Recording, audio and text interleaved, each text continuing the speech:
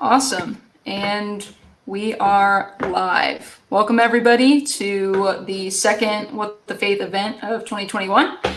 I know Ashton and Ashton's in another room, are currently really looking forward to doing this event, and especially excited to have Daishin, Dale, and John joining. We hand selected all three of you to do this event with us, so we're excited to have you.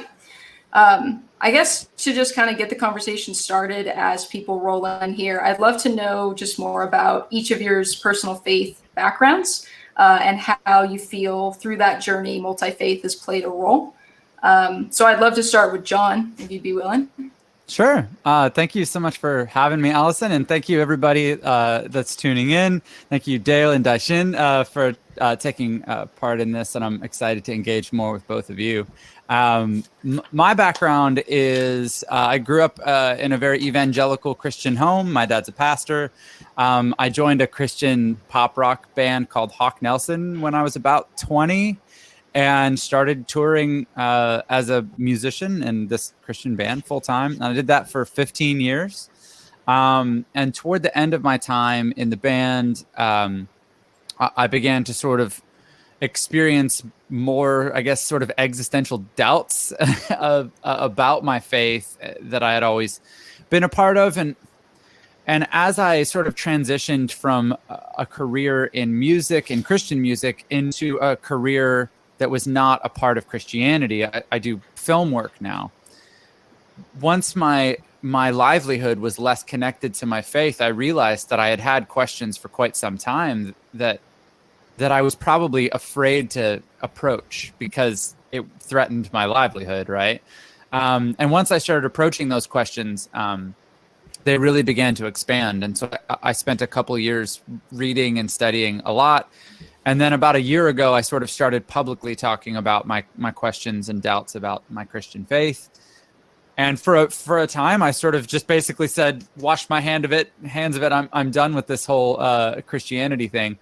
But I noticed my curiosity about spirituality and spiritual matters, and what it means to be human.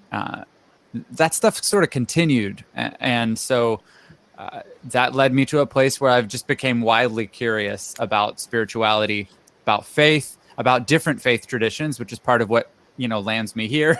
And I've found that I've learned so much from faith traditions that I would have considered taboo a few years ago.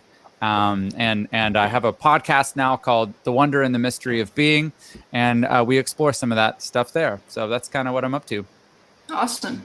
Dale, what about you? Thanks for having me. My background is a little boring. I grew up in sort of a very mainstream, what I refer to as a nominally Christian home, that we went to church every Sunday. It was a sort of default part of family life, but nothing that was sort of required of us in terms of any profession of faith or anything like that. So it ended up being kind of the best of both worlds for me, because I was fascinated by religion and legend and mythology and all sorts of explorations of the world. Very much into Greek and Roman mythology as a kid. And I just saw it all as a piece, all as, one piece of an attempt to understand the world that we live in, and different perspectives on the same questions. And because it was a light touch in my family, we had the exposure and we had the ability to learn, but I was also able to wander pretty freely in the fields of other information, other knowledge, and I was able to ask some really questions that were compelling to me. And I talked to everybody. I talked to ministers and believers and non-believers and people of other faith traditions all the way through high school and college. There was a kind of constant engagement just out of interest. And I was never a conventional believer myself. So I didn't have any sort of, I'm an atheist, but I never had any sort of painful separation from faith. And I think that has been nice, because I don't have my dukes up. I don't have to struggle against something that I separated from. It makes it easier for me to just accept where people are and engage across those lines. Totally. Yeah, and I want to come back to that point of that struggle. But Daishin, I'd love to just hear more about your background. Sure. What you all are saying, just the neurons in my brain are just rapid firing right now. So I don't know if I could share things so clearly, but I'll do my best. And thank you for inviting me to this. I'm really grateful to be here. For me, on my maternal side is a strong element of faith from within the Catholic tradition. Particularly my grandmother, my great-grandmother, very strong spirituality. My father's side is, I would say, well, at least from my father, atheist or agnostic. And so I grew up in a kind of household like that, where there was a kind of a seriousness about faith, but then there was also a questioning of it. And that really, I didn't really begin to question these things until I got to college and took classes in world religions. And that's where I first had a kind of opening as far as, like, who is God? Does God actually exist or not? That question was really big for me when I took a philosophy class where we questioned the existence of God. And I thought, I'd never even heard of that. And all of these philosophers from maybe 100 years ago questioning the existence of God. How come I don't know this? And me questioning, does God really exist or not? And if not, what the hell am I doing here? Why am I here? You know? And that led, for me, it was a place of separation, suffering, anxiety. Like, if God doesn't exist, then who am I? What am I about? And so, you know, that philosophical quest drove me to want to understand more, but also just the plain old suffering of life. In Buddhism, what we call old age, sickness, and death, and trying to understand that. And also being in a relationship that didn't work out, suffering that comes with that. Being in, seeing that I have issues with addiction, and realizing that when I first sat down to sit with a Zen Buddhist teacher, I felt better without having to do any drugs or drink.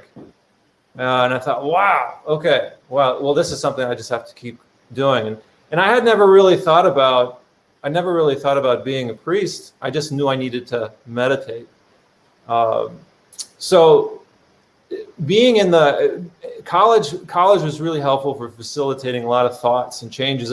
So I consider my spirit, Catholicism as my religious roots. I consider also, perhaps, if you can call it roots, agnosticism, atheism is also in there. I don't want to deny that either, but it's part of my makeup. And studying world religions has been kind of an ongoing process, because as I'm introduced to teachings in Buddhism, you can't help but come across teachings in Hinduism. I'm also a yoga teacher, so I have had a chance to go semi-deeply into some of the teachings within yoga, within Hinduism, which I find very compatible with Buddhism. And I teach world religions at a community college, so that also has forced me to look at, well, what are other traditions saying? Islam, it just fascinates me. So that, I guess that's the short story. Yeah, totally. Well, I feel like all three of you guys really pinpointed some things I know we want to talk about, and I think, honestly, the first one to start is, I think there's a lot we can learn about multi-faith dialogue through the teachings of Buddhism, especially. And the really big one, I'd say, is the concept of the ego. right? Of like how much that we hold on to and have these attachments around what we believe to be the truth. So I'd be curious to know from all of you and your experiences, maybe Daishin, we start with you first, is kind of what's a Buddhist perspective, on the ego, and how have you all seen that play out as far as, people really being reluctant to learn about other faiths? Yeah. So first of all, I just want to say that I'm a Buddhist, and I cannot speak for all Buddhists, just myself. And my thoughts on that, like ego, what is this ego? Well, we have this idea of a solid self, like I call myself Daishin or Eric McCabe, that's my name. And I've created a personality around this physical form. And Buddhism is saying that actually doesn't exist, which can be both frightening and liberating, right? If we're really attached to our name and our identity, then it can be extraordinarily frightening to consider a concept like no self or egolessness.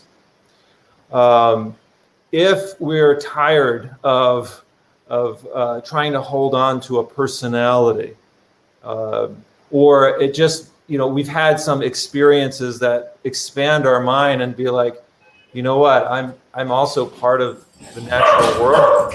I'm part of nature. Then no self can make a lot more sense. It's a concept that can be used to help us see our connectivity to other things. Yeah. Dale, what about you? I mean, I know from the brief times we've talked just about, navigating those conversations within, both the atheist community and within faith communities. What's been your experience? Yeah, the issue in and I would offer the same caveat about only being able to speak for myself, because there's a lot of difference in this community. But one of the things that I find frustrating about ego in a lot of people in the atheist community is there can be a tremendously aggressive self-regard frequently in atheism.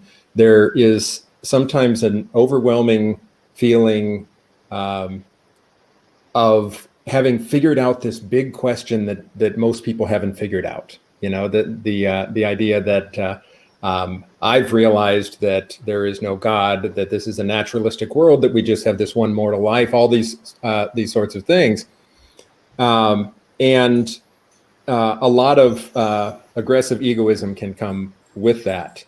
I think it's hilariously ironic that that's the case, because the other thing that should come with a naturalistic, science-based worldview is tremendous humility, a sense of how small we are and how temporary we are, and the fact that we are not the center of the universe, and that we are not the children of a creator God. That's something that should that we are evolved from apes, that we are apes. That's all of that should add up to humility and a sense of perspective and grace. I mean, in a way, to the rest of humanity. And instead, it frequently goes this other way. And that's something that I try to work into conversations when I have these conversations. When I'm talking about interfaith and the fact that other people are seeing the world in a different way, just to recognize that we are all doing the best we can with what we have and with the perspective that we've got, and with the life that we're trying to build that's fulfilling. It means different things to different people in different ways.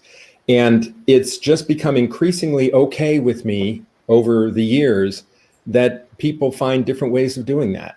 The one and only concern I tend to have now is when someone tries to affect other people's choices. When they try to force their choices on someone else, that's a different story. But outside of that, I try to let it go. And I'm not going to break into Frozen here, but or maybe I will.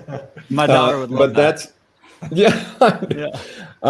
But that's kind of the direction that the ego question has gone for me over time. Is that it's just a matter of not taking things so seriously. Allowing my worldview to inform my ability to release this aggressive need to be right and to be superior and all that. I would be curious also, you mentioned briefly about feeling grateful that, you're not an atheist because you left another religious view. How would you say, with just, people who do go through deconstruction and have gone through very awful experiences with organized religion? I feel like that has to kind of play into a lot of people who then have this very tight grip on their atheist view. Have you seen that, or what's kind of been the correlation there? Oh, yeah. The correlation is that the tendency is if someone was formerly in a very fundamentalist Christian worldview, and then they become an atheist, they tend to go all the way over the spectrum and become essentially a fundamentalist atheist. They become have this very, very aggressive, obsessive view of religion, and it is it's an addiction. It's a there's a sense of not being able to let go of the anger, not being able to let go of the feeling of having been betrayed, of having been lied to, and so on. If somebody was in a relatively moderate worldview in Christianity and then they become an atheist, it's a different dynamic. But if someone felt that they were abused or lied to, or in any way that there was some toxic relationship there, then yeah, there's the separation that becomes more difficult. I think we sometimes make it difficult for them to move past that. I think it's there's a lot of continued focus in the atheist community looking back at religion and constantly sort of obsessively talking about it and criticizing it. And I think that allows people to spin their wheels and not move past the anger, not move past the difficult separation. And I would like to see us get better at that.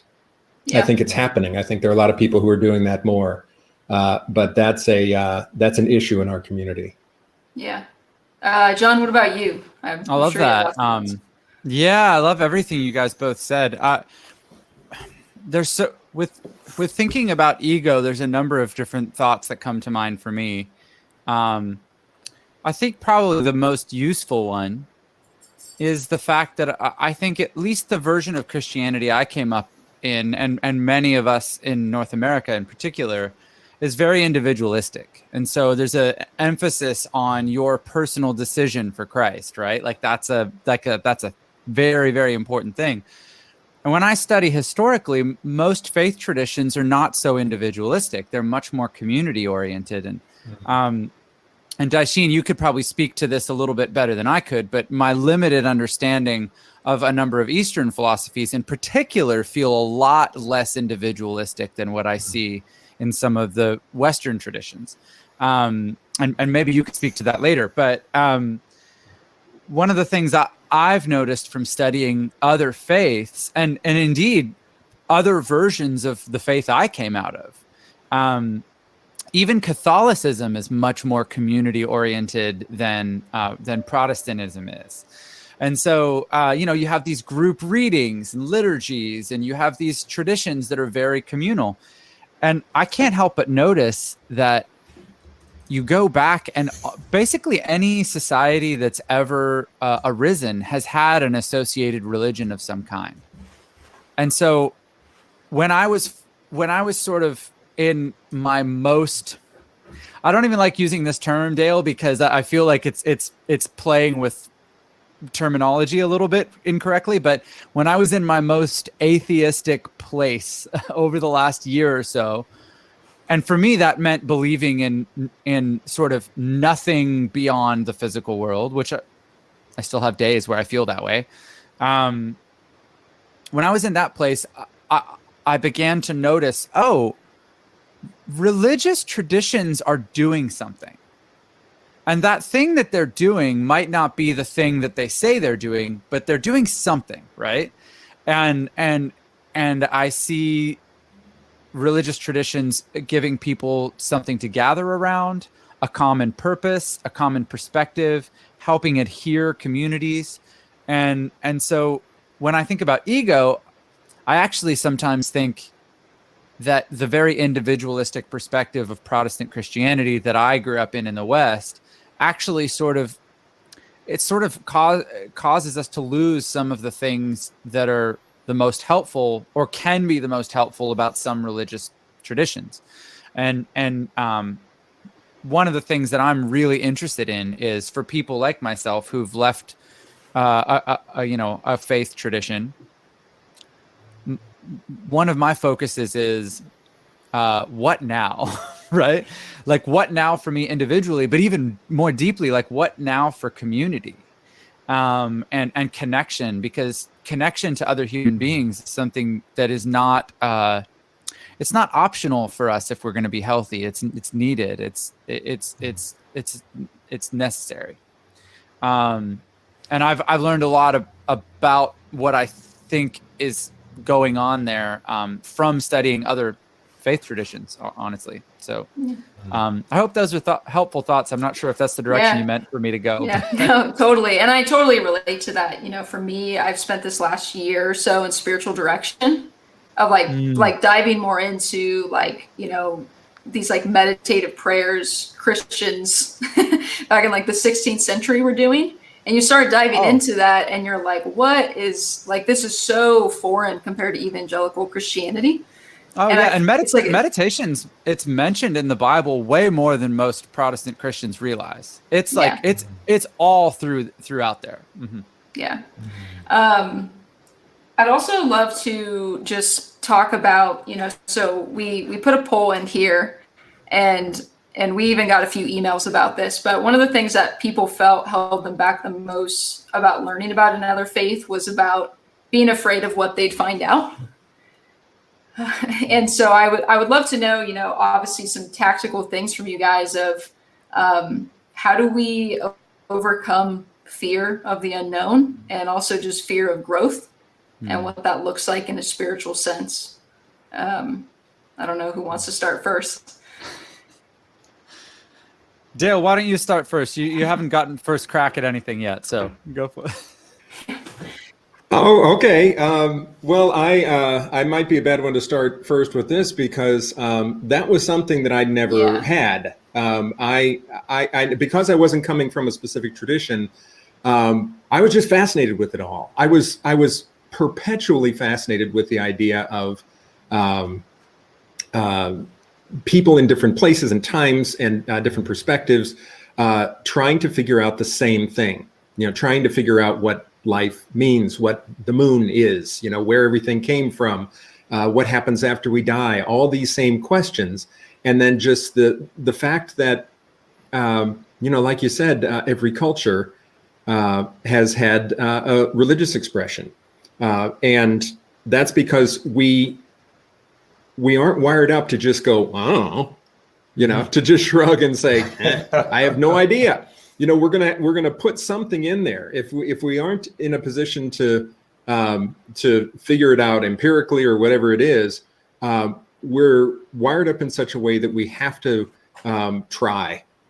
We have to make an attempt at understanding and constructing meaning. So I was just perpetually fascinated by that. I was the kid who in second grade did a presentation for my class about the pantheon of the Greek gods, and I dressed up like Apollo, like the little kid in The Simpsons. Was it Martin or whatever it is?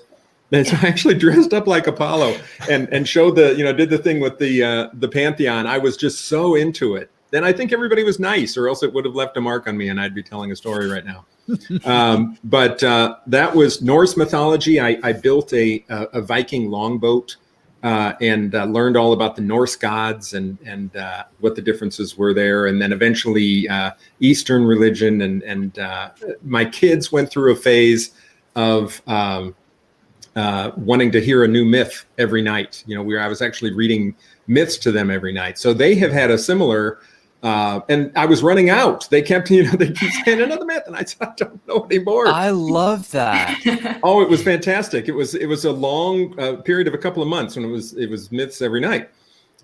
So they have also been in a position of not being afraid to encounter other worldviews. And we're in a very diverse neighborhood. And my daughter, when she was 5 years old, was talking. There's a large South Asian population in this part of Atlanta.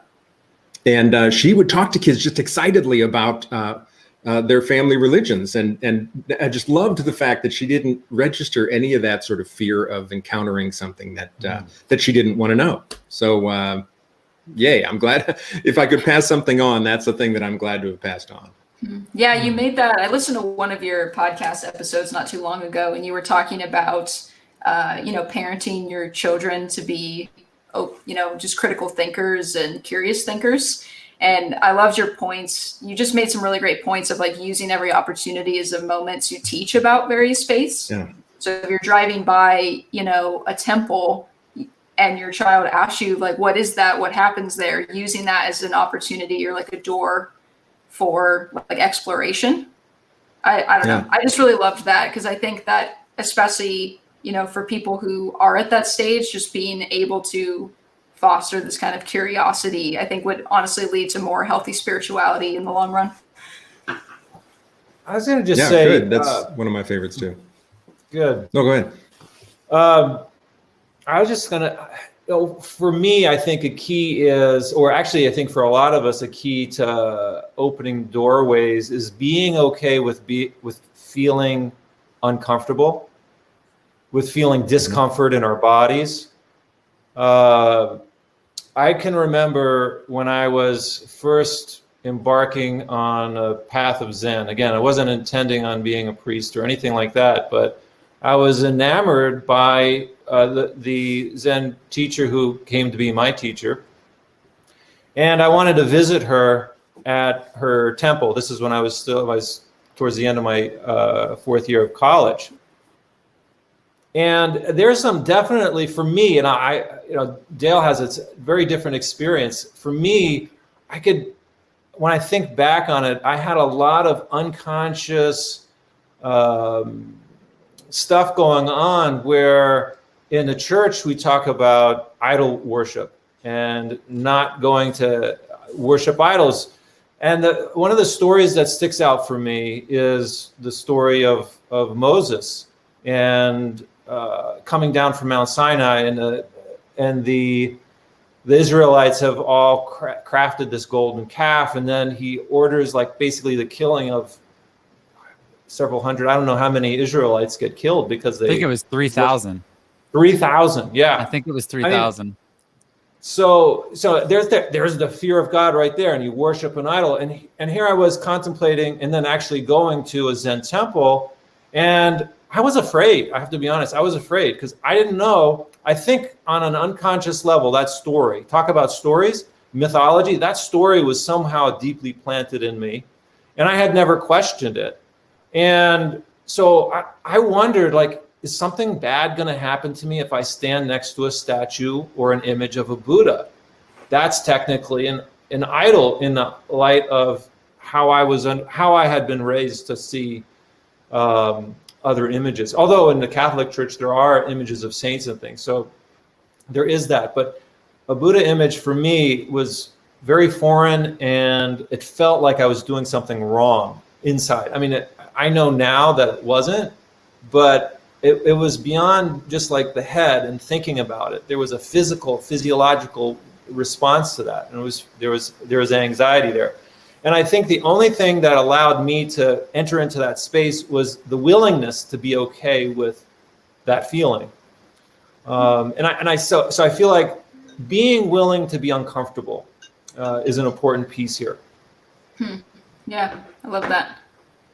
Yeah, I don't have a ton to add to that. I do think that both of you touched on what I think is the key, and that's curiosity.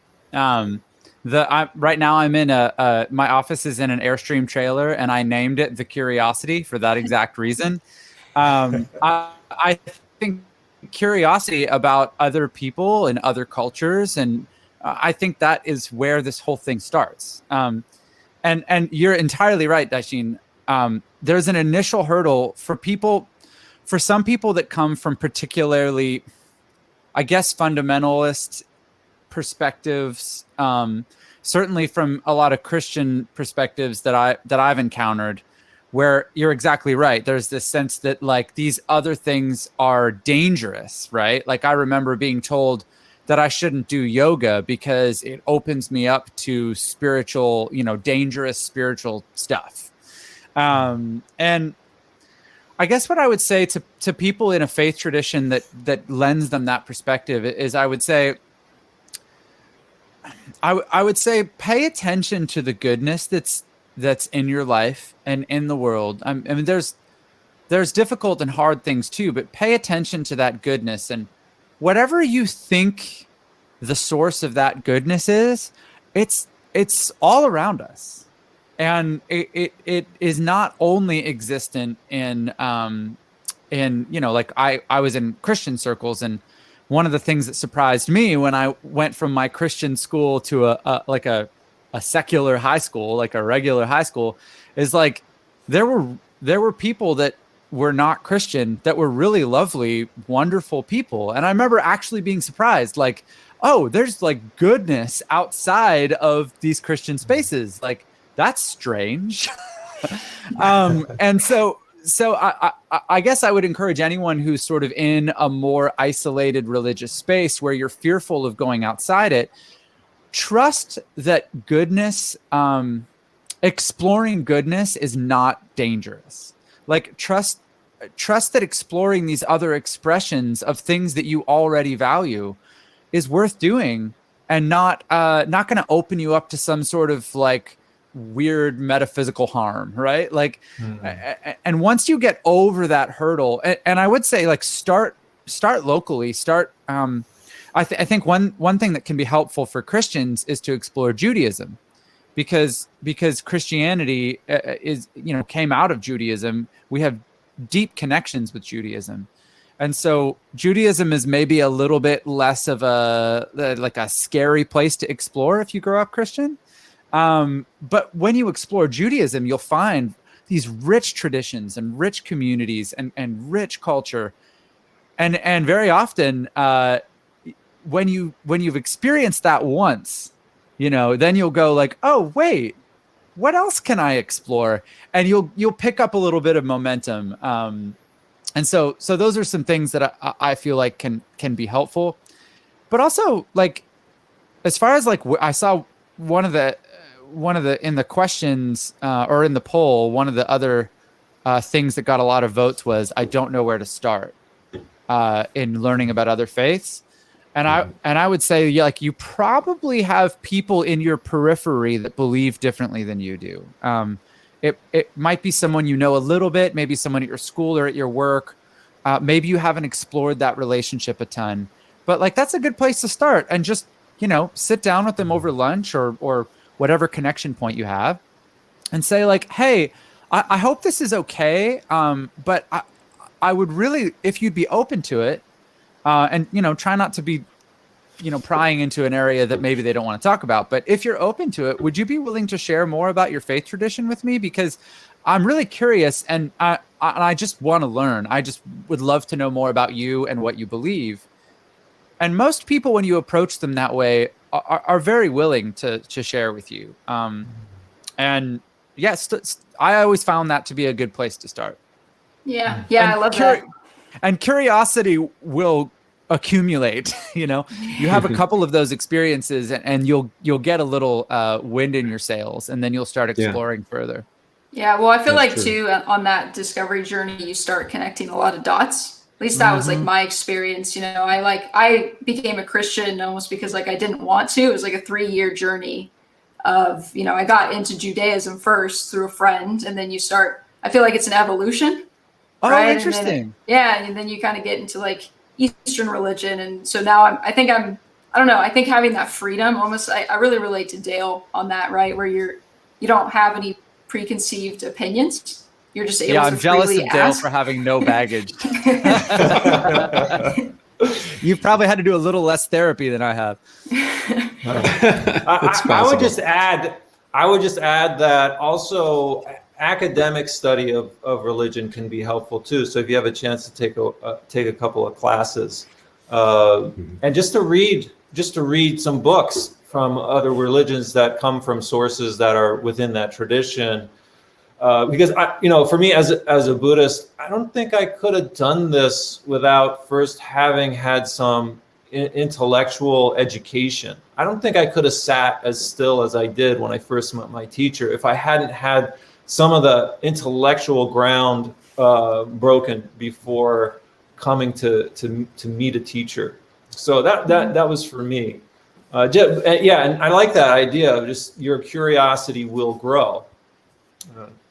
Yeah, especially I think once you've experienced like an expansion of perspective that comes with engaging with people that you wouldn't have engaged with before.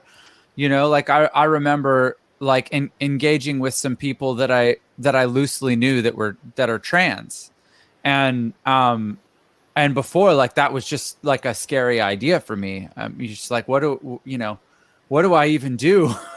But now I have a number of trans friends and that I adore, and getting to know them as people really unlocked their perspective for me. And I feel like the way that I look at the world is so much richer than it used to be. So it's more too than just faith traditions. It's anyone who lives a life that looks different than yours, Yeah, one question here, we kind of touched on it, but I'd love to know specifically from you, John. They asked, how much of a correlation do you think there is between going through transitions and being open to discussions between people with far different perspectives? So I'd love just to know from your, especially for you, your financial being was so tied to your faith. Yeah. Do you feel like there's a correlation for you there? Yeah, I noticed that. I mean, I speak to a lot of people that have gone through this process we sort of loosely call deconstruction, which is, a loose term to describe when someone goes through a process of reevaluating their religious beliefs or any kind of belief. Really, it doesn't have to be religious. And the people that I engage with on that issue or in that process, one of the process looks different for everybody, but one of the themes tends to be an increased sense of openness to other ideas, and also people, as they reformulate their own views, tend to hold them a little bit more loosely and go like, well, I think this, but like I've been wrong before, so like maybe I should be willing to admit that maybe I don't have the complete answer to everything now either, Mm-hmm. And I think when you hold your beliefs loosely, be they religious or political or, whatever, when you're holding these things loosely and willing to admit that like you might change at some point, it by definition makes you more open to other perspectives. And and I think once you go down that road, no matter where you find yourself, quote unquote, landing, I think that openness tends to remain. At least that's what I've seen. It's so interesting. I also feel like too, as kind of Dale brought up, like we're at this very pivotal time where engaging in multi-faith dialogue is becoming more important because we're also splitting so far. I talked to a friend of mine he's a pastor, got there, very conservative church. He's kind of changed some of his own faith beliefs, leaning a little bit more progressive, and the whole congregation is just up in arms. It's like how could this person almost like betray us and like change their mind? I don't know. That was one of those moments where I'm like, man, this is real for a lot of people. Another one here is, do you think our personal practices can help build bridges between different beliefs?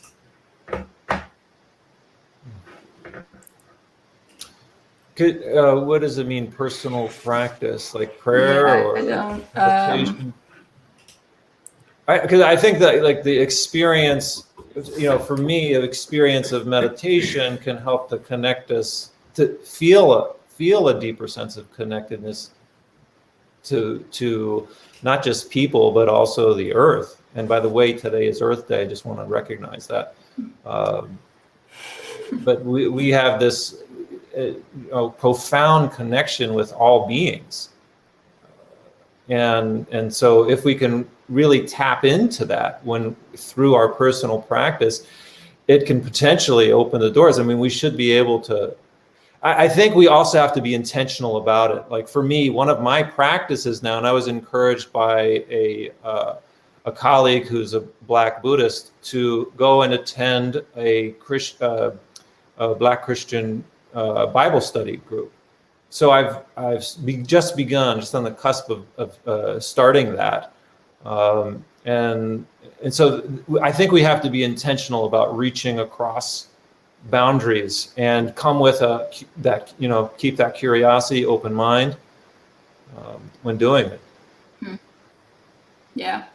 Another thing that I would be curious to know from you guys is a lot of the, I guess, hesitation when it comes to multi-faith dialogue is people make the argument that you're sacrificing your personal truth to then engage in dialogue with someone else. So for you guys, how do you, and I'd like to start with Dale on this one, of how do you engage in conversation where you can still come to the table authentically who you are and what you believe, but in a way that allows for graceful conversation? Yeah, I understand the question, but at the same time, I don't know why it should compromise who I am to learn who someone else is. I think it's I should, if I'm interested in learning about the world, if I'm curious about the world, part of the world is this range of religious expressions. And so satisfying my curiosity about the human experience, in part, is a matter of getting inside other people's perspective from a religious point of view. And that should be part of the fulfillment of who I am, not something that threatens who I am. I mean, if that really, and I really do see that curiosity as being at the center of at how I see myself as a person. So so I think it should be possible to learn other perspectives without feeling that you're going to be engulfed in them. I think that's part of the concern that some people bring in. And if you just see it as a matter of exploring the world and getting to see the world through other people's eyes, then there shouldn't be any threat there. Yeah. I'll just say two things. One is from a Catholic theologian named Paul Knitter, whom I really deeply respect, and he says that in encountering other religions, that to hold our practice above our faith. So generally, like oftentimes, as Christians, like belief. I'm not faith, but beliefs. Our beliefs are primary. So you know, to say I believe in God, I believe in Jesus as the Lord, that's like primary. And then we get into maybe something else like what are the actually religious practices that we do. But he says, when engaging with other religions, to hold our practices higher than our beliefs. Because it's on the level of practice that we can actually meet. The beliefs will be different, but who doesn't practice? Which faith doesn't say that we should love our neighbor, right? So that's one thing: is to hold our practices higher, our religious practices higher than our beliefs. Oh, who doesn't? What religion doesn't say we should take care of the sick, the elderly, the poor? Right, and the action of doing that.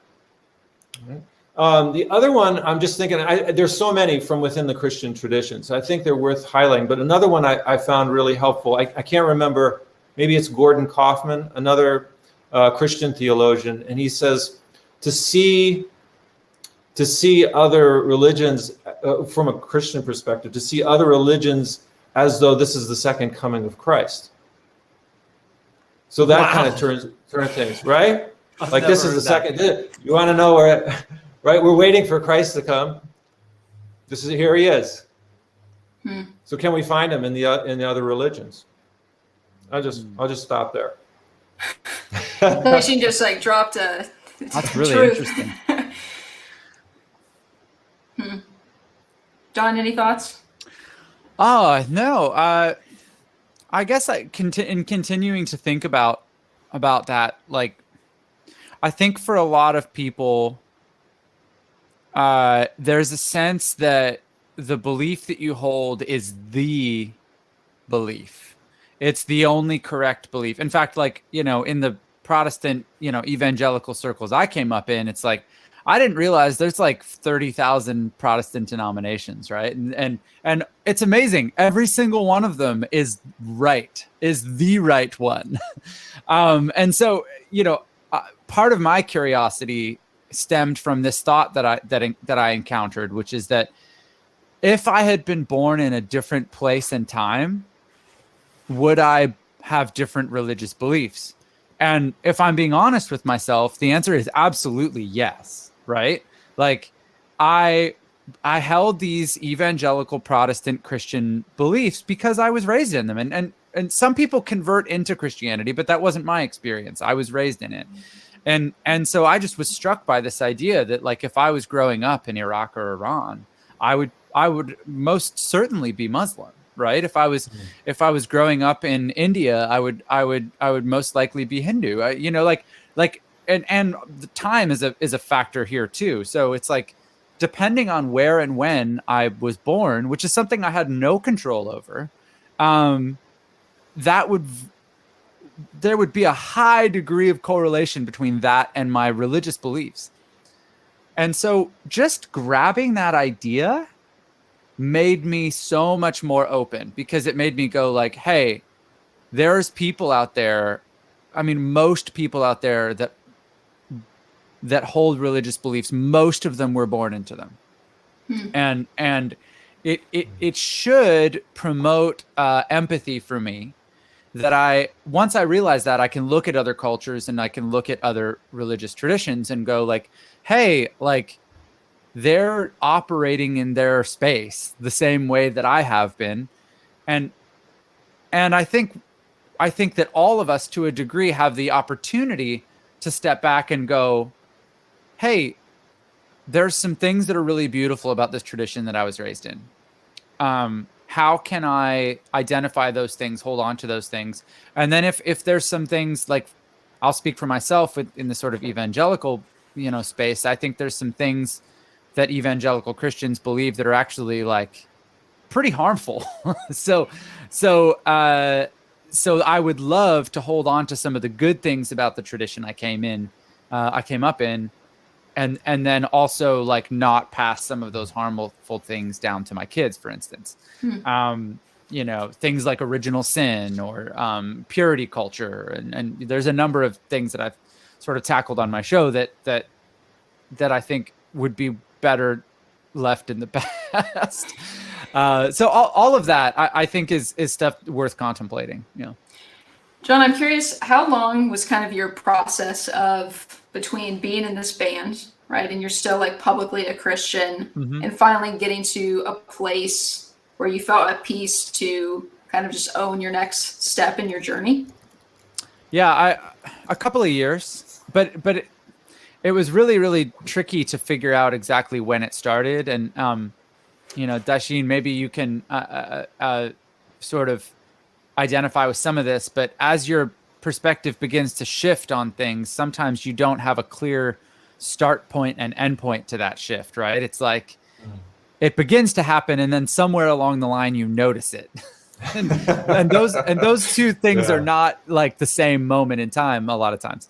And Dale, I'm sure you've had those experiences too. I didn't mean to exclude you from that. Oh, no, that's fine.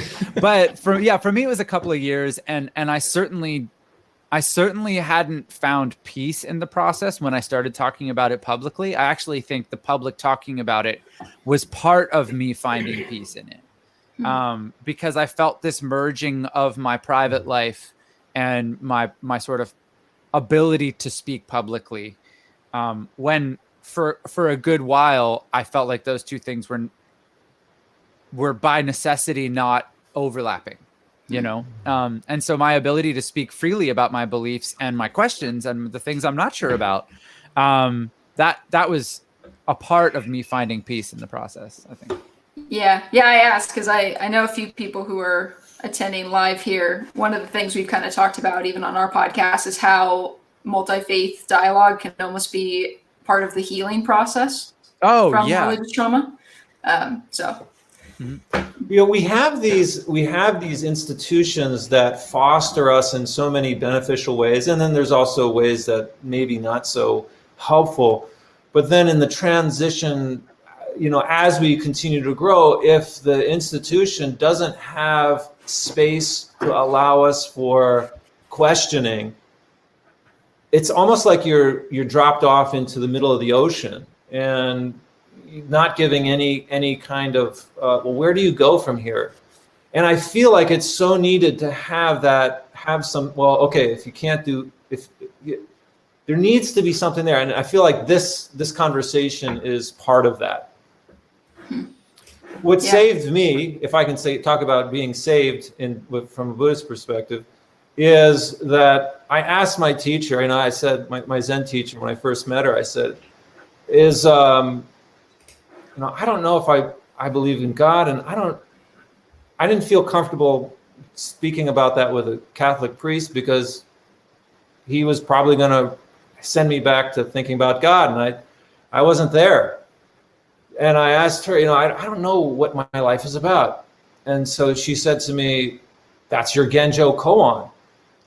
She didn't respond to the question. She said, that's your question, which gave me the freedom to actually question it. Like I didn't feel up until that time that I had the liberty to question that. And she just gave it to me. She said, well, that's your question. That's your life's question. You've got to question it, become curious about that. Oh, that's great. Yeah. I love that. Yeah. It saved me. Question specifically for Dale. Do you think there are ways practice can be used in an atheist or agnostic lifestyle? Oh, absolutely.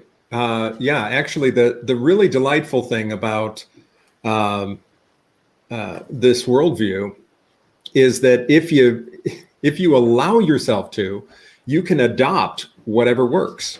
And so you've got there are atheists and humanists who practice meditation on a regular basis. There's a category called ritual atheists that there was some research that was done a little while ago that divided non-believers into 6 different categories by type and came up with percentages of the population. And one of the categories was the ritual atheist, who are atheists who find meaning and fulfillment by engaging in the rituals of either a single other tradition or multiple other traditions, joining in with religious communities in, sometimes in sequence, one week after another in different traditions. So yeah, absolutely. There is the needs that are fulfilled by religious practice are human needs. They're needs that I have as well.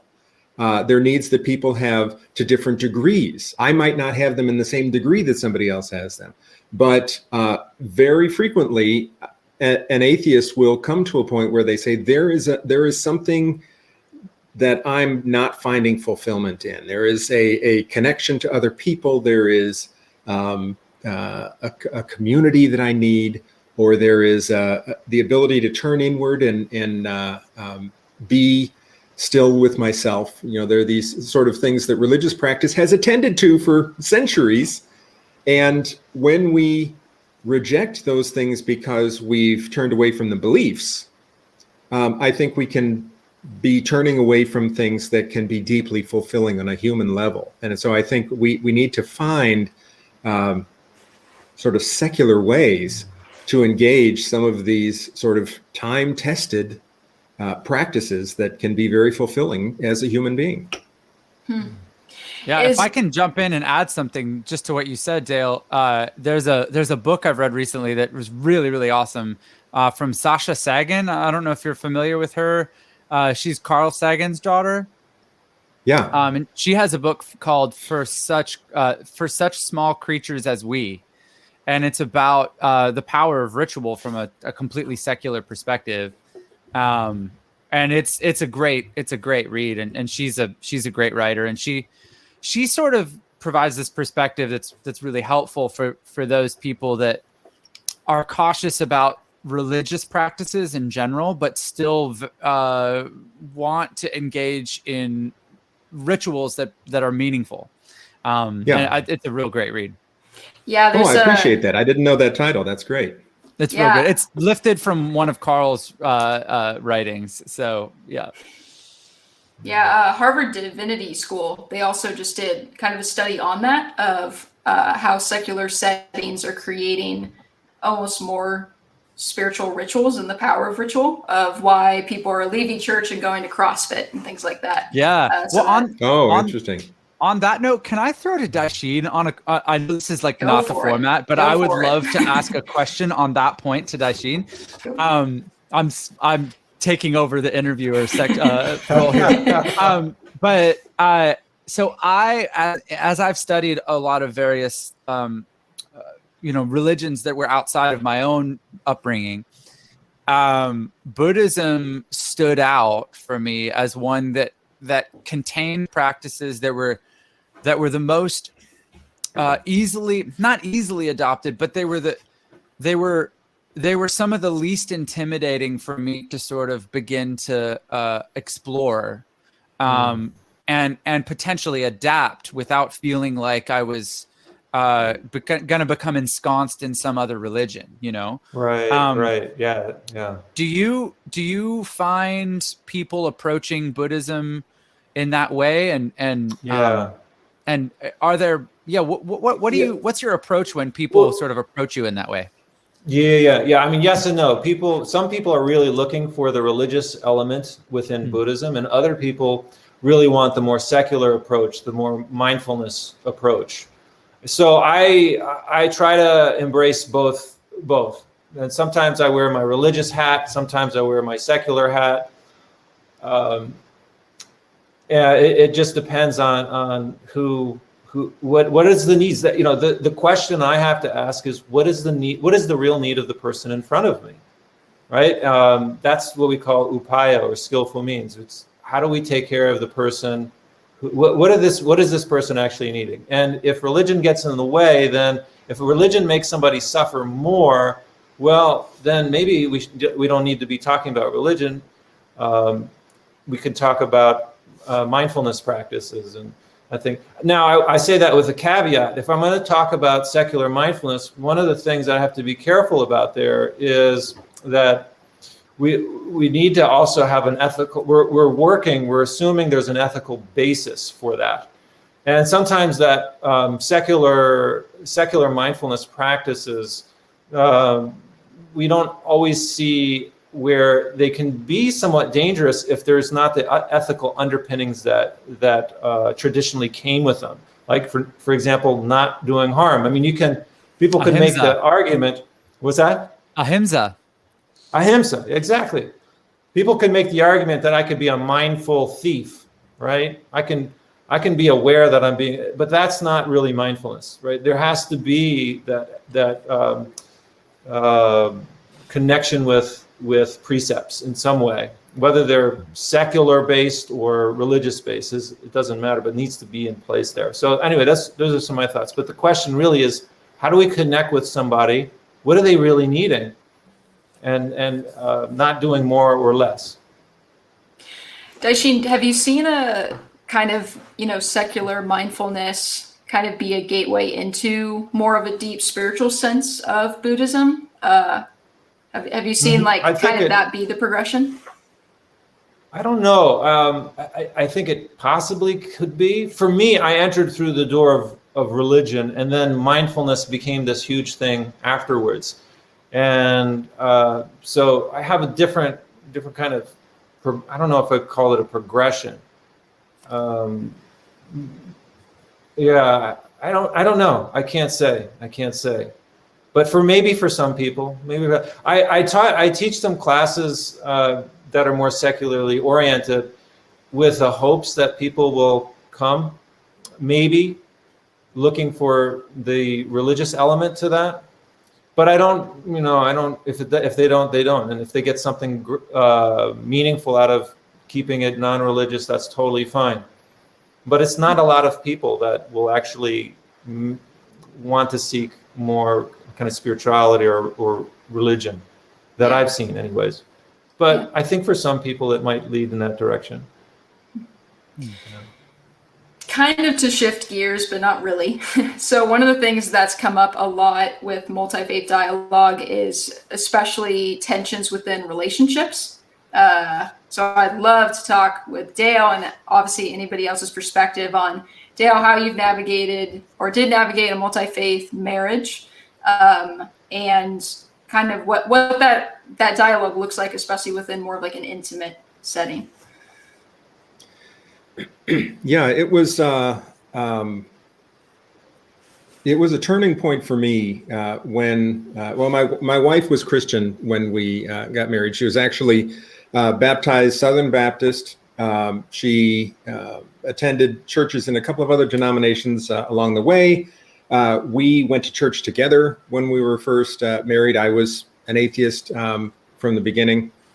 And about 13 years, I think it was, 13 years into our marriage, she had begun doing some reading. She'd done some thinking on her own, and she decided that she was an atheist as well.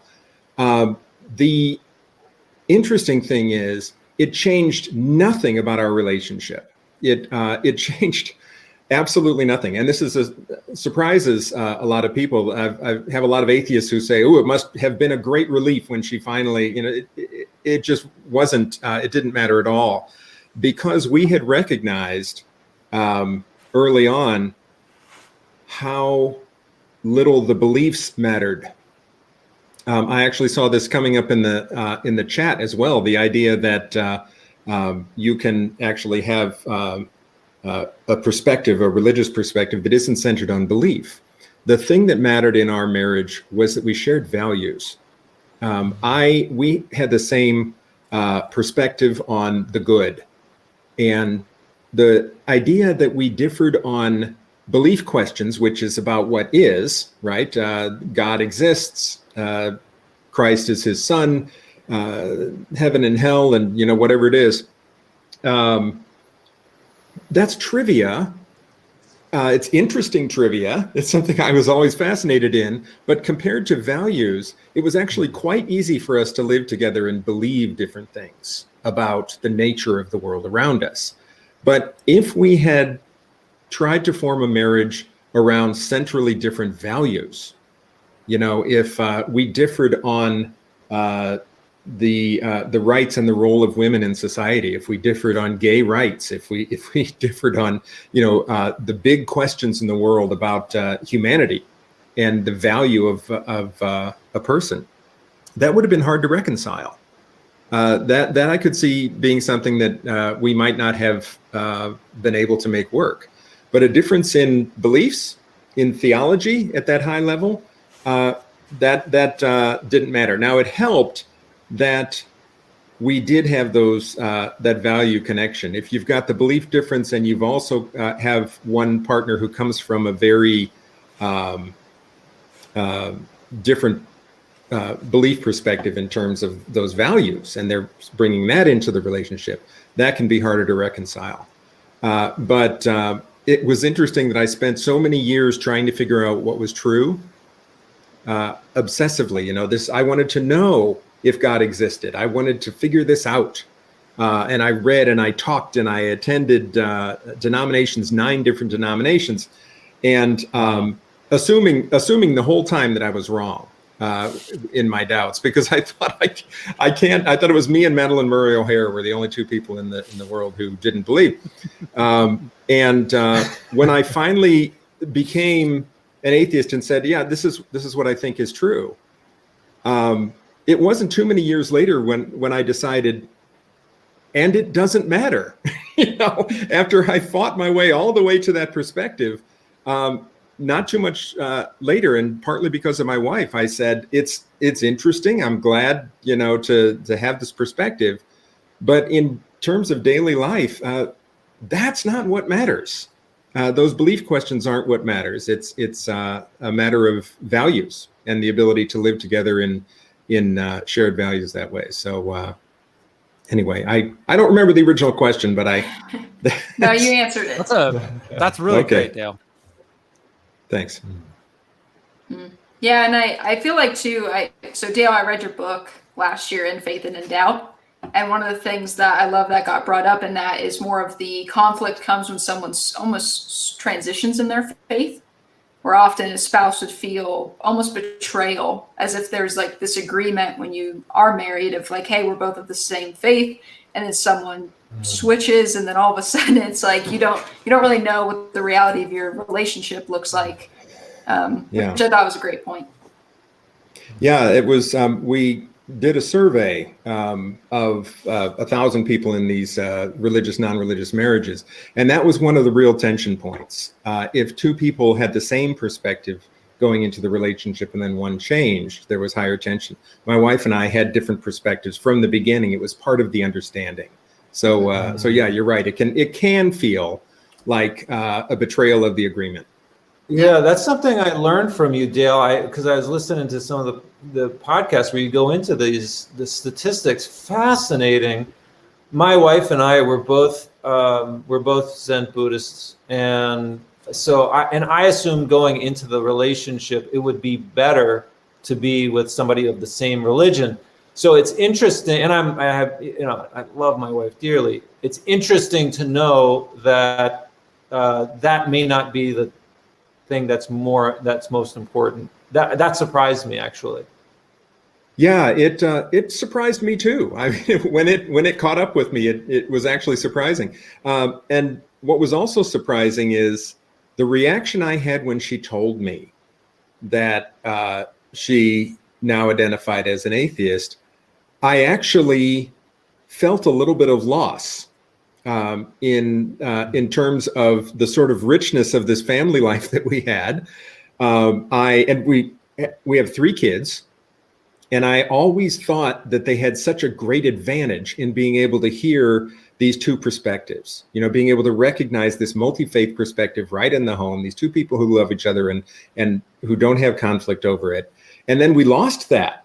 When we both ended up in the same perspective, I thought, well, we're going to have to work harder to make sure that our kids see these other perspectives. It actually was something that was built in, and now we got to the point where it was actually something that we had to work for to make sure they did, and we did. Oh, see, that's something I'm not too concerned about. You're right. Yeah, I think right. I don't have to concern about it because we live in a very fairly conservative area in Iowa and a lot of Christians. So I think my son will probably be very exposed to Christianity, and we're trying to introduce him to Christianity as well on purpose. So, but then having the Buddhist element at home will be primary. But John, I'm trying to imagine being raised by Buddhist parents, and like. I don't know, like that just seems like overwhelmingly positive to me. But sorry, I interrupted you, Allison. No, I was just going to say, John, for you have 2 young kids who are kind of, probably won't remember you when you were in a Christian rock band. No, they won't. How are you kind of approaching that as far as being a parent and going through your own spiritual curiosity? Yeah, my partner and I have talked a lot about that because my entire family is still Christian. Her entire family is pretty much everybody is still Christian, very plugged into church. and plugged in is a very churchy, like Christian-y term. But they're going to be exposed to Christianity by default, and when we get together as a family, we pray, like my partner's dad will pray before the meal. And, I think there'll be a lot of details that they won't get because we're not necessarily hammering home Jesus, Bible stories, blah, blah, blah.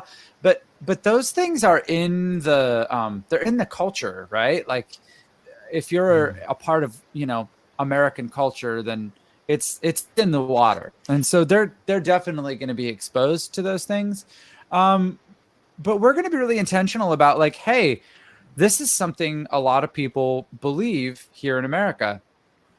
Also, when you go to other countries, there's different expressions. And so this is actually a really relevant point when it comes to multi-faith conversations, is that like, I want my kids to know like, hey, what you see around you here in San Diego, this is, well, even in San Diego, it's not just one expression, but like the people that our family is closest to will mostly probably be Christian or Christian adjacent or something like that, or maybe nominal Christian, like you said, Dale, or something like that.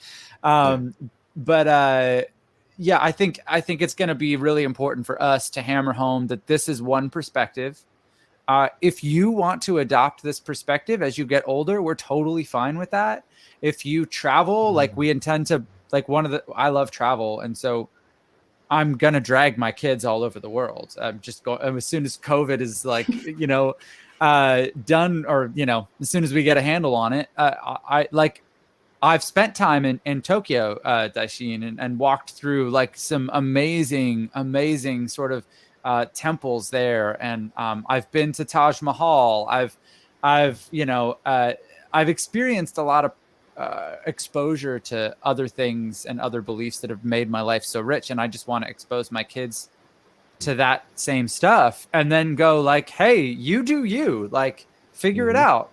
And Dale, you and Daishin have both touched on this thought. And Dale, you said, as long as it's, not hampering the beliefs of other people. And I would sort of paraphrase that to say, like, as long as it's not harming anyone, Right. And then Daishin, you mentioned that too. And I called out the word ahimsa because I've learned that from the sort of, it's one of the 5 yamas of the yoga tradition. And it just means non-harm. And that term has been really helpful to me.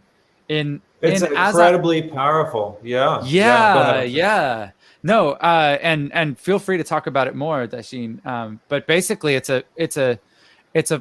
a perspective that basically teaches to go through life consciously causing as little harm as possible, and expanding that sense of non-harm as far as you can, and to sort of even step lightly as you walk through life. I mean, that's my read on it.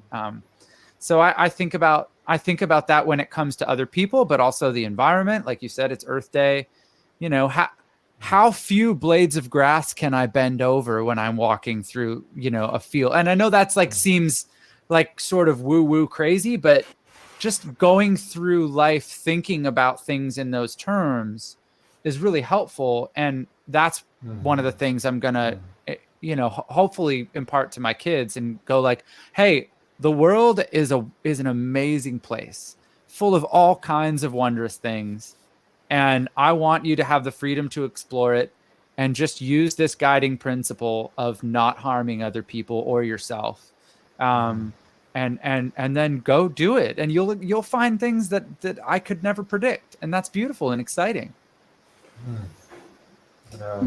I'll tell you about one of the things that, I thought I lived in a Zen temple for 15 years. And I thought that one of the reasons I did that is because I wanted to be in a position to not harm the earth. Because when I was studying in college, I was a biology major and a religion major. And in biology, I was studying about acid rain and ecology. And I was thinking, and species extinction. And I thought, God, what are we doing? What can I do to change things? And so and then in the religion classes I was taking, I was, how can religion be a tool for navigating this really chaotic time that we're living in? Because that's traditionally what religions have been for us, is to navigate chaos. And so I thought, okay, well, if I be a Buddhist priest and not do as little harm as possible. So I long story short, came to a Zen temple, and about, I want to say like 7 or 8 years into that experience, an economy professor at the school I had gone to, and who was also a Sangha member, community member, she said, why don't you look at the footprint, calculate your ecological footprint. And have you all ever done that? Take a look at your ecological footprint. No. But I'd be In. concerned. Yeah, well, I thought I was in the clear because I wasn't driving very much. I didn't do too much travel. I stayed in one spot a lot. So I did my ecological footprint to determine like how many Earths we would need in order if everybody lived the way that I lived. And I thought, I'm going to be really down low there because we'll just need one Earth. Well, I did mine, and I'm thinking that it was going to be really good. And I was just as bad as everybody else based on that, primarily because I live in the United States. Because I did the same thing. Pretending I lived in India. And if I lived in India, my ecological footprint would be much less. So it really gave me pause to think about, this like collectively how we live as a society is so important. Like if we can get ahimsa to a collective level, things would change drastically.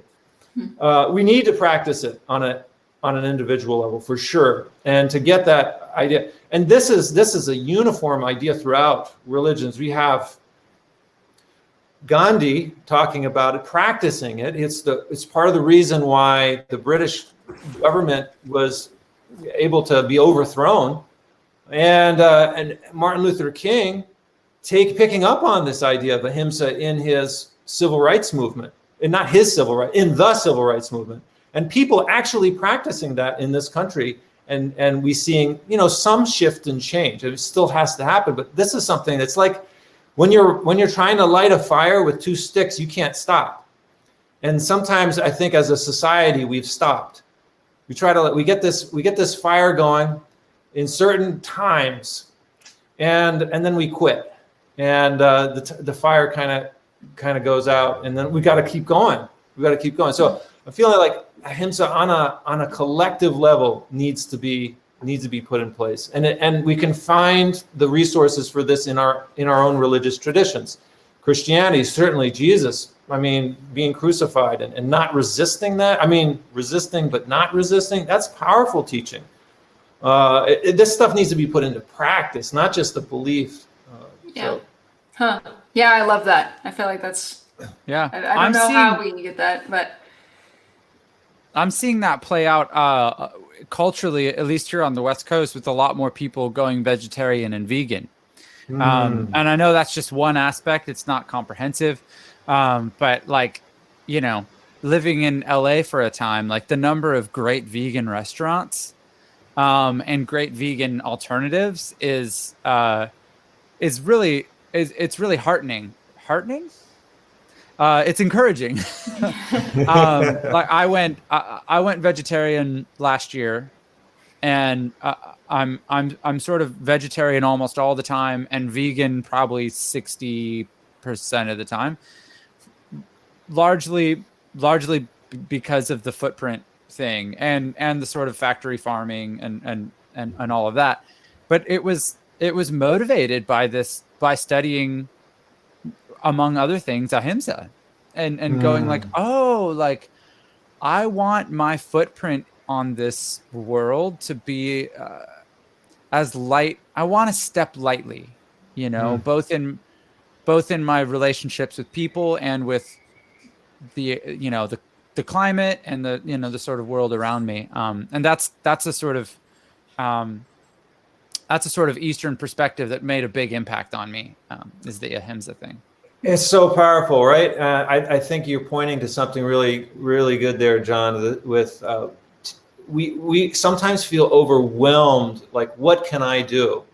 But we can do, like, looking at just the simple thing is what we purchase at the store can make a world of difference. And the food that we purchase is certainly animals. And the way it's not, you know, I'm not for everybody going vegan. I practice veganism, and this is more recently. Vegetarian mostly, but more recently just started practicing veganism. So I can't say that people should just be vegans, but I do think we can minimize our consumption of animals. It is here in Iowa, hog producing state of the country, of the world. And if we start to look at, like, how are those animals treated? You know, how well are they? How are they confined? And what is that? The stresses that go into those animals, we take those in, right? So how can we do farming in a way that is more humane? Yeah, I think you touched on something important there, Daishin. Is that it feels very overwhelming to tackle these big, huge issues sometimes that we experience in the world. And one of the things that I think is helpful is eliminating this idea of all or nothing. And so, like, I am not vegan all the time.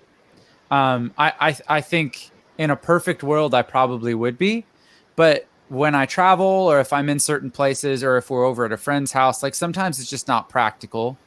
And so I allow myself, and some of my vegan friends will, you know, give me crap for this, but, like, I allow myself to be a little bit more flexible, and go, like, hey, it's better for me, and it's better for the planet, it's better for the world if I reduce my animal product consumption by 90%.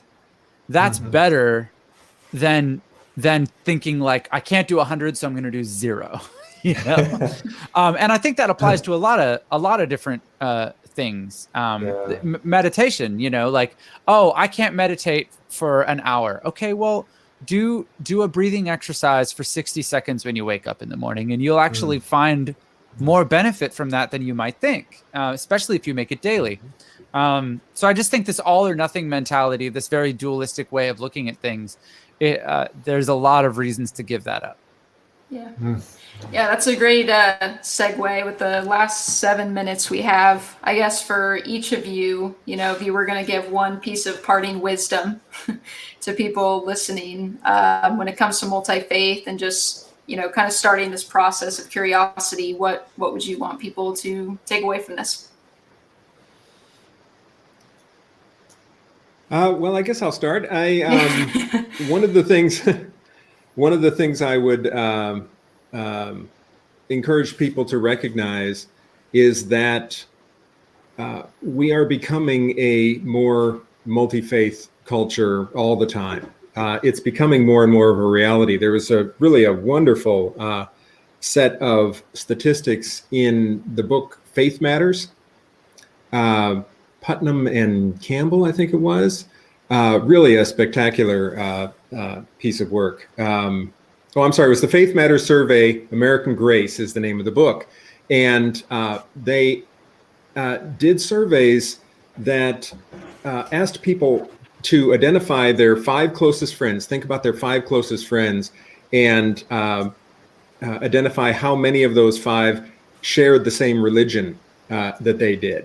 And it was absolutely stunning. I don't have the stats in front of me, but it is much less common than it once was, than it was relatively recently, for people to be surrounded only by people who share the same belief system that they do. It is much more common throughout this country for people to be in a multi-faith environment already, with people, not just neighbors who they don't interact with, but their closest friends and members of their own family. So that is a really positive thing for cooperation and for just allowing everyone to relax around these boundaries and borders. Love that. That's great. Yeah, mine. Daishin? Okay, go ahead. Okay. Yeah, I want to say, just so in honor of Earth Day, my parting thought is that humans are an ecological formation. We are a face of the Earth, primarily. And we can see, like, for example, we have in the Bible that we come from dust, right? We come from the earth. And I would just add that science has added so much richness to this idea, right? We're not just from the earth, we're from fire. We're born out of a crucible of fire. We are that aspect of the earth that has become self-reflective. And I would add that religions are also an ecological formation coming secondarily out of humans. John? So good. I literally was just writing this down. Yeah. We are that aspect of the earth that has become self-reflective. Yeah, and this is not my idea. This is not my idea, by the way. It's one person we can point to is Thomas Berry. Thomas Berry? Check him out. Yeah, and check out The Journey of the Universe. Talk about mythology. Oh, come Journey on. of the Universe. Have you heard about it? No, I'm literally just writing this stuff down. I'm a student here as you're talking. So, Daishin, do you want to put that in the chat, since I know people are going to ask for it? Yeah, I think for me, just to sum up sort of my perspective is that I think the version of Christianity I grew up in was very, very focused on eternity, and was very focused on where you're going to spend it, heaven or hell. That was the question. And in its focus on that, what I feel like was missed was now. And a focus on the present is something that I think Buddhism is actually very, very good at addressing. And that's something that, regardless of our faith tradition, that we can learn from. And like Dale said, like there's a ton of really valuable practices that we can discover from learning about other religious traditions. And I think, for even my Christian friends, like I remember studying Buddhism going like, 90% of this would be really useful to my full-on Christian friends, right? Like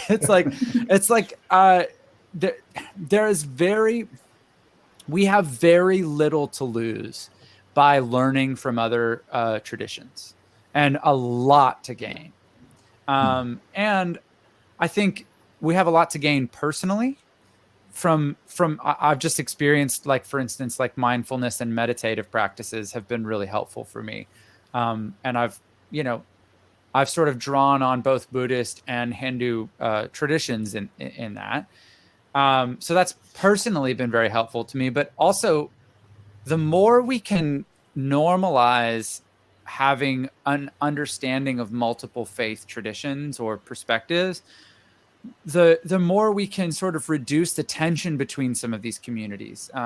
So for example, I think a lot of the Christians that I know are very wary of say the Muslim tradition of Islam, and my experience traveling to some very majority Muslim countries has been just very detrimental to that negative point of view, right? It's like I've experienced Muslims whose faith is very rich. My experience in a lot of these cultures has been that, like, when you're outside of the tradition, you can approach it with curiosity, and there's always something for you to learn, and it's only going to make your life richer, and also increase the ability to build bridges between communities. And all of that is good and worth doing. Love it. Well, Fantastic, John, yeah. Daishin, Dale, thank you guys so much for doing this. This has been a great conversation. A pleasure. Thank you. Yeah, anybody who's tuning in, we'll send out a recording and also links to obviously all three of your guys' work. So thanks again. Awesome. Thank you so all. much, So guys. good It's to been be with you all. a pleasure talking Thank with all you. you guys. Totally agree. Totally, you guys are Good to awesome. meet you. Thank you. Good Take to care. meet you all. Bye, Yeah. guys. All right. Bye bye.